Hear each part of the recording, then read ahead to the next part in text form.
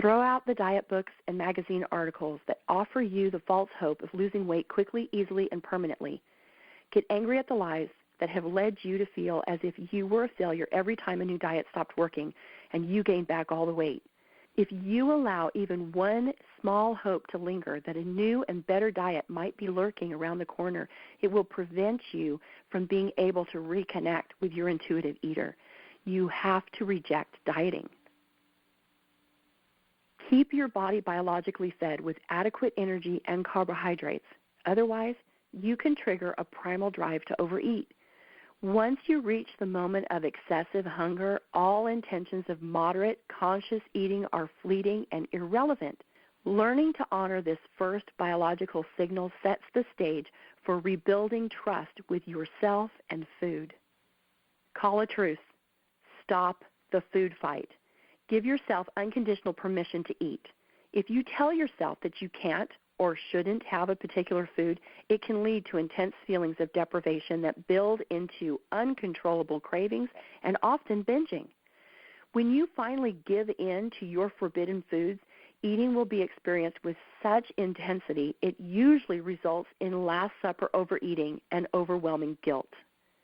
Scream aloud no to thoughts in your head that declare you're good for eating under 1,000 calories or that you're bad because you ate a piece of chocolate cake. The food police monitor the unreasonable rules that dieting has created. The police station is housed deep in your psyche, and its loudspeaker shouts negative barbs, hopeless phrases, and guilt-provoking indictments. Chasing the food police away is a critical step in reconnecting to your intuitive eater. Listen for the body signals that tell you that you are no longer hungry. Observe the signs that show that you're comfortably full. Pause in the middle of a meal or snack and ask yourself how the food tastes and what your current fullness level is. You know, the Japanese have the wisdom to keep pleasure as one of their goals of healthy living. In our fury to be thin and healthy, we often overlook one of the most basic gifts of existence, the pleasure and satisfaction that can be found in the eating experience. When you eat what you really want in an environment that is inviting, the pleasure you derive will be a powerful force in helping you feel satisfied and content. By providing this experience for yourself, you will find that it takes much less food to decide you've had enough. Find ways to comfort, nurture, distract, and resolve your emotional issues without using food. Anxiety, loneliness, boredom, and anger are emotions we all experience throughout life. Each has its own trigger and each has its own appeasement. Food won't fix any of these feelings.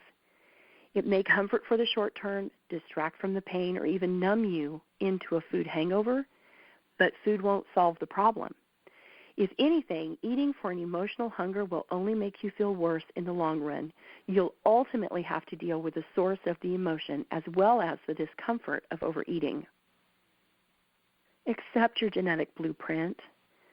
Just as a person with a shoe size of 8 would not expect realistically to squeeze into a size 6, it is equally futile and uncomfortable to have a similar expectation about body size. Respect your body so you can feel better about who you are. It's hard to reject the diet mentality if you are unrealistic and overly critical of your body shape. Forget militant exercise. Just get active and feel the difference. Shift your focus to how it feels to move your body rather than the calorie-burning effect of exercise. If you focus on how you feel from working out, such as energized, it can make the difference between rolling out of bed for a brisk morning walk or hitting the snooze alarm. If when you wake up, your only goal is to lose weight, it's usually not a motivating factor in that moment in time.